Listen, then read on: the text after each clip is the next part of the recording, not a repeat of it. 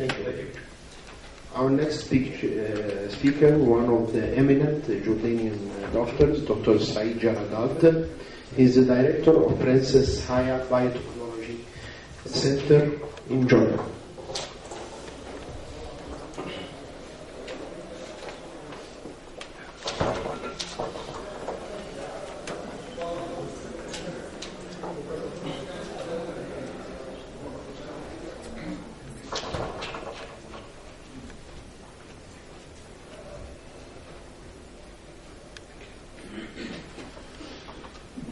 Good morning, and thank you for the organizers.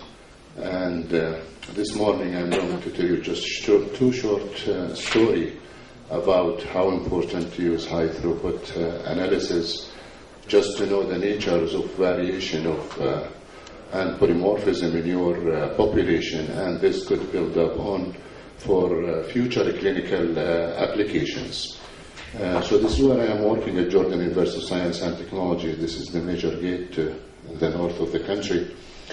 And just a few words about breast cancer in Jordan. This is from the Ministry of Health statistics in 2009 and 2010. It came out almost similar profile. Over 926 new cases in 2009 were diagnosed with breast cancer for female. 16 were for male patients. On average, 40 to 49 group of ages, over 28%. And you see some other ages also representative at younger age. And 2% of those cases were bilateral. And, for some of you who are not in a genetic background, this is very relevant when you go decide for a case, whether this is a sporadic case or a familial case of breast cancers, and 74 were infiltrating ductal carcinoma. I don't know what infiltrating ductal carcinoma is, but I'm sure you know what it is. So this is an overall genetics genes causing breast cancers.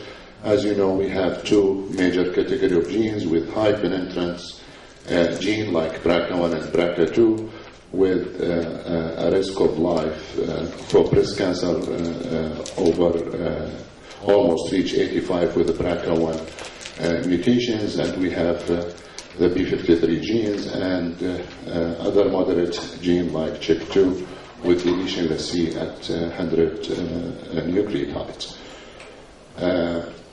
So we start screening for BRCA1 gene among Jordanian patients with over 100 patients. That was very frustrated, as you know, who might work with BRCA1 or BRCA2. Those are two big genes, and screen for them is not something simple and very costly. And unfortunately, we didn't define any deleterious mutations like in any other populations. However, we define over 20 variants. Some of them are in intron, some of them missense mutation, which still need a lot of investigation to prove whether those could be a causative mutation or just could be a general variance in the population, as you see. As an example, the one in the middle, in the low line, IBS 193A to G. Again, for people, I'm sure many of you is not a the genetic background clinicians, but this could be a potentially important because it's close to the splice junctions of exons, and coincidentally, these mutations typically characterized before in BRCA2 mutations in some other families. So this just even summarizes the whole stories of what we are finding in our patient from those 24 variants or mutations. Again, some of these mutations, as I said, they describe in one patient, in our patients, and never described in literature anywhere. So this is an example of an A to C nucleotide substitution, which results in changing amino acids asparagine to histidine. Another novel mutations, which is the splice junction mutations. But overall, it's disappointment because we were hoping with a family history for our patients, some of them with bilateral, some of these families have ovarian and breast cancers. We were hoping that we could find at least few reasonable mutations in our patients. So we decided to move to another common mutated hyperintrans gene, which is the TP53. And again, another disappointment, although like 54% of breast cancer cases in developing countries have been found to be positive for p53 gene mutation. Unfortunately, again, we didn't find any mutation in TP53 gene, although we just defined some polymorphisms in intron. Some of these polymorphisms, we don't know the significance of these polymorphisms, but they are a linkage disequilibrium within our patients. And people talking about codon 72 as arginine, many of our patients have a mutation from proline to arginine, but this is again is not definite as a causative of cancer or a mutation in p53. So we moved to the third story. We thought that might be our woman genes are silenced, and we start working on methylations, and 5 patients out of the 100 were methylated their promoter for BRCA1. As you know, methylation is a new mechanism of silencing the gene and could be equal to a mutation in BRCA1. Some of these women have 10% of their BRCA1 promoter is methylated. This category is heavily methylation and can silence the BRCA1 genes. So the story started here. We moved to a new group of genes, which is the microRNAs. And I'm not sure how many people are familiar with this category of genes, but they are single-stranded RNA. As you see in the end of the slides, they function on silencing different other target genes. Each one microRNA could target 5, 10 other genes. So by inhibition, their translations could inhibit some other pathway and could be a function as an oncogenes or a tumor suppressor genes. So we look at of course, the microRNA genes started their role by the discovery that this region of chromosome 13 is frequently lost in chronic lymphocytic leukemia, and this region typically have 2 microRNA genes. So this is our outline to the procedure we are using, where we are collected serum from patients diagnosed with breast cancer at the time of diagnosis. Then we collected serum again from the patient after surgery, as well as tissue. Then we do RNA extraction, quantitation, and hybridization to a Affrimatrix microRNA chip. The chip itself contains 1,000 of genes. As you see, 847 microRNA genes from the human. And this is the procedure where we are biotic labeling those RNA probe and hybridize them to the chip. And after all, we did Bayesian correlation coefficient, where each sample hybridized 3 times, triplicates. And the only sample and the only results passed have a Bayesian coefficient over 97%. We took it for downstream analysis, and a clearly Patrick software could segregate the signatures of microRNA expression profile in the breast cancer in red and normal in blue. And we use a very stringent conditions to filter out some genes. As you know, probably some of you work with microRNA data. It usually generates thousands of data. You don't need it because it's hard to validate, hard to move on with that much of data. So we use a very stringent statistical package to filter out those genes. So we use biological filtering to remove any microRNA could be not related to breast cancer or could not be related either to normal control, could be related to some other diseases. For this, we use something called gene expression networking, where we divide our patients with breast cancer randomly to 2 groups, group 1 and group 2, and we categorize the control results in a group 3. And we start building what you call it statistician co-expression networking, and this would be depend on matrix of pairwise Bayesian correlation coefficients. And by measuring what we call it connectivity, and the connectivity measure is study the relation of this gene with other genes in the data. and the higher the connectivity suggests higher number of genes are related or correlated to a single gene. Then whenever we have the connectivity for every single genes, then we start looking on the connectivity between two genes with high connectivity and their relation with other genes. So by this, we build up something adjacent in the matrix where 0 as an example between gene 7 and gene 6 is 1. This suggests two genes are very correlated.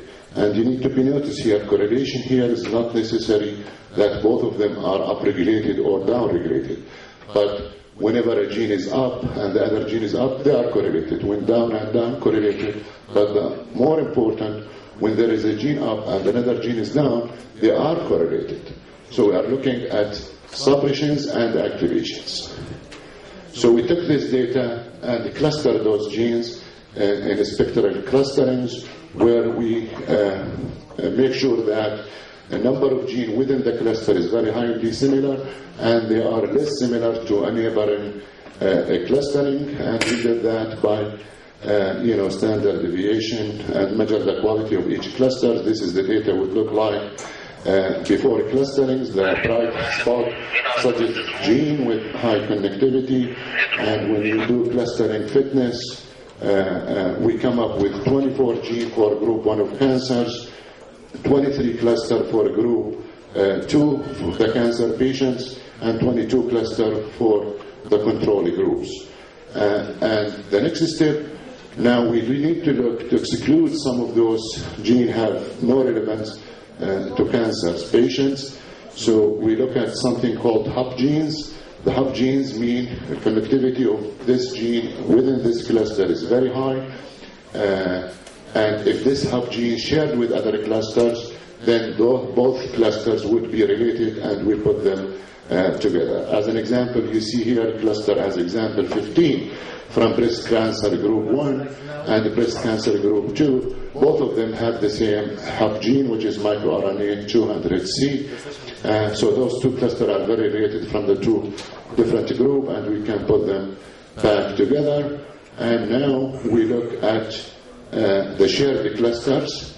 So the stringency is very high. Two randomly cancer group, wherever there is a hub gene in a cluster in group 2, the same hub gene in a cluster, let's say 7 in group 1 of cancers, we took those, which is, reproducibility, that there is a hub gene in both group, although they are distributed randomly to start with. So again now, we took the shared cluster now with the healthy cluster groups, the control groups, and we eliminate this. As an example, you see in cancer there is cluster 21 with HSA-MIR 548 as a hub gene in cluster 21, and cluster 11 of breast cancer and group 1 and group 2 shared by the healthy cluster. So those clusters are eliminated. So we end up with a pure clustering, just have to do with the breast cancers, and we end up having 74 genes. Are significantly differentially expressed in the breast cancer compared to control. And these are the 74 breast cancer genes, and we put them functionally, what they regulate in terms of messenger RNA, what their target. Interestingly, very interesting data that most of them, all of them, have to do with transcription regulation, which make a good sense in addition to apoptotic pathway. So what we need to do, instead of diagnosis of breast cancers, you don't need the 74 genes to keep looking at them. So what we did is use another statistic package called best first search and SFM leave one out cross validations. So what we started training the computers to using one microRNA and see randomly and blindly if it predicts this is a control sample, normal, or patients. So with one microRNA, you can see the 0.76 could predict using just one miRNA 129. And when we keep adding more microRNA, just by using 7, the expression of 7 miRNAs, we could predict 100% whether this sample expression profile is a cancer or control or normal. So this is very good diagnostics tools in the future. We are validating those by RT-PCR at this point. So that's little other story is we are using high profiling to see what Jordanian population have variants relevant to pharmacogenomics applications. And again, we are using Affrimetrix, what we call DMID-CHEP. This DMID-CHEP have over 200 genes with over 2,000 polymorphism and mutation in link to adverse reactions or response in patient taking some chemotherapies. And again, the CHEP classify also, what's relevant to this conference, breast cancers of tamoxifen and other drugs, and the genes related to those two drugs also spotted in the CHEP, and the relevant allele is there. I'm not, I'm a PhD, not an MD, so I would skip tamoxifen. You know what tamoxifen is, but this is a drug being used widely in Jordan, and the pharmacogenetics of these drugs could be divided to 3 levels. Some of these genes are important in transforming this drug to metabolite, which is more influential than the drug itself when you're using an estrogen receptor in breast cancer cells. Some of them polymorphism without functionally known, but it have an effect like a polymorphism in the ABCC2 genes, and these are the metabolite of tamoxifen, which are the functional one. And not only this, those metabolites need to be inactivated, and usually by sulfation or glucurodenations, by a family of UGT1 family genes or SALT genes. So all of these genes are whether convert tamoxifen itself to active metabolite or inactivated the metabolite, all of them collectively would shape up the patient response or adverse to such type of drugs. And this is look like, Cairo airport departure and arrival for airplane. This is the tamoxifen pathway. And here we go, the CYP2D6 as an example, the major player in tamoxifen metabolisms. And you see both phenotype, which is the intermediate metabolite, and the poor metabolite are a very high-risk patients for adverse reactions with the breast cancers. And for intermediate metabolite, you see the genotype combination. Either you have 2 allele of decreased activity, or 1 allele decreased activity with 1 inactive allele, or inactive and active. And these are the number of alleles as categorized as whether they are decreased or inactive or active allele. With poor metabolizer, you have to have a genotype with 2 inactive alleles. And here is the Jordanian distributions for those type of alleles. We have 3 patients up to 50, and now we are working more, we are getting more data on this with poor metabolizer, but interestingly, all of them have star 4 alleles, and we have intermediate metabolizers, 14 patients, and all of these category 17 out of 50 have a high increased risk for relapse of breast cancer according to CYP2D6 genotypings. Again, Jordanian, we found that CYP2D6 is a multi-copy. This is not linked to adverse reaction in breast cancer patients. We went further by confirming this data on the CHEP. Always you need validation, and we did that by sequencing the whole gene of CYP2D6 in different, in 100 patients, and we defined, there are pseudogenes. So we did use long BCR, then nested BCR, and we screened and confirmed those alleles on the CHEP. Like, this patient have CYP2D6 10, this patient have star 17, and so on. So the other gene, CYP2C19, as you know, CYP2C19 is very important drug with the effect of platelets coagulations and aggregations, but it have also role with tamoxifens, and allele star 17 is allele produce more of the gene product, more of the protein, because it affected transcriptions, And as you see, I just captured the raw data of the Jordanian population. 28 out of 50 have a very good allele for this gene when it comes to tamoxifen. SALT-A1 is another gene which is important in activation, the metabolite. Allele 2 is very bad, usually come with bad prognostics in breast cancers. And again, the bad allele here for SALT1A1 is more frequent than the wild type allele. So finally, I would acknowledge my people who did this work. And this is the hospital where the center is located. And thank you for listening.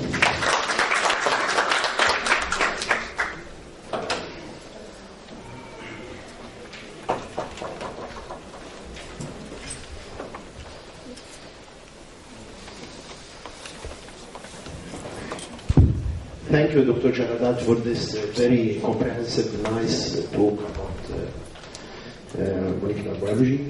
The floor now is open for discussion.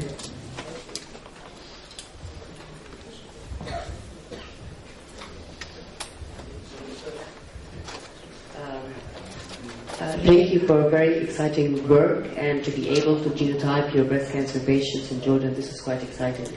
My question is, did you correlate the genes that you found to be highly expressed in your patients does it correlate with the disease-free survival, with the overall survival? Did you look at clinical evidence? Now we are looking at this. We are looking at the pathological stage of our patients we use and we now start correlating the expression profile with, very professional doctors at the King Hussein Medical Center and on the survival rate. But we are waiting for this to accumulate more data. And now we are increasing the size of the data, and we looking at the tissue of those patients. So the hope is to find non-invasive marker in the serum of those patients, but again we need to find them in tissue in relation to the breast cancers. So when the data is completed, I'm sure all these questions will be addressed and will be exciting to answer. Thank you for this lecture. My question would be regarding the investigation you did regarding the BRCA1 and BRCA2. You said you collected 100 patients. Being a clinician, was this related to family history or just random 100? No, they were criteria. Yeah, they were not random. That's the problem. I mean, a few of them were sporadic cases. We call them genetic sporadic cases without family history. But at least even those without family history, they are at younger age with bilaterals, and all of this for genetics as predisposition factor for familial issue. But the other patients were familials because either very close relatives were affected with breast cancer, either breast or ovary, bilateral, younger age. But definitely, Jordanian, there is sort of a genetic background for breast cancer. That's, something we used to say without data, but now we are, saying it strongly on a data, because the most common genes with highly penetrant familial cases, TB53 and BRCA1, to not find the mutation is very, for me, it was depressing, but it's exciting on the other hand.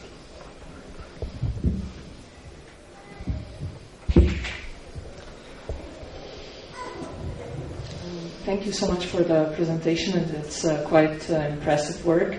My question relates to my colleague Dr. Ahmed's question about the family history. Did you take in any set of the tested genes controls from the families, from the close family? Yeah, this is a good question. This is probably one of the rare, like if you are working with genetics, let's say you are working with cystic fibrosis, and you define a mutation and you don't know whether this is a mutation or polymorphism. So you go back to other family members, right, who have free of the disease, and if it's not, the mutation is there, then this increases your chance that this is a rare mutation. But can we do that with the breast cancers? So this is something we cannot do simply because we don't know the penetrance of the mutations. So if we find like a missense mutation, as I showed you, this is an novel mutation in one patient, but if we find it in her sister, as an example, and her sister is free of cancer, is this mean that this is not a mutation? No. Because this could be the penetrance in the sister of them for the mutation is different from the patients. So it could be sometimes it's a matter of time when this mutation would be expressed and when the breast cancer is coming. So that's the problem. When you do control of breast cancer to confirm this is a mutation or a polymorphism, this is a very tough business to do. Any more questions? Thank you. Thank you.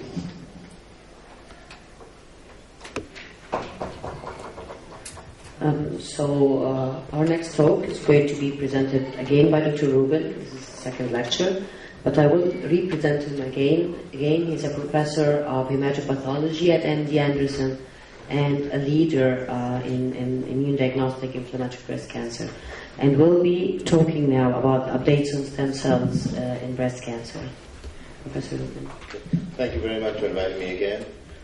What I'd like to talk about is, I'm not a clinician, so I'll be talking about laboratory testing that is done to try to understand some of the biology of breast cancer patients. As you see on this slide, of course, the optimized cancer therapy is one that will limit recurrence, and in the top of the slide, you can see that if you use the conventional therapy, then there's going to be a possibility of reducing the bulk of the disease, but you may not be able to eliminate the cancer stem cell, which is depicted as a black circle there. In the second instance, when you use a novel therapy to eliminate the cancer stem cells, you might not be able to debulk the tumor. So optimally, you want to use a combination of the two, where you are able to debulk the tumor as well as to eliminate the cancer stem cells. But we are restricted by our techniques that are available now, and there are major limitations and assays that are available to try to understand some of these biological effects.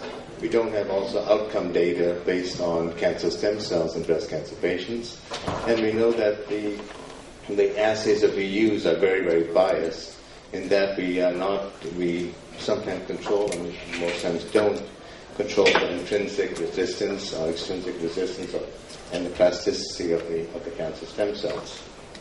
Okay. Some of the added complications that we see, of course, are limitations in our tools, as I mentioned.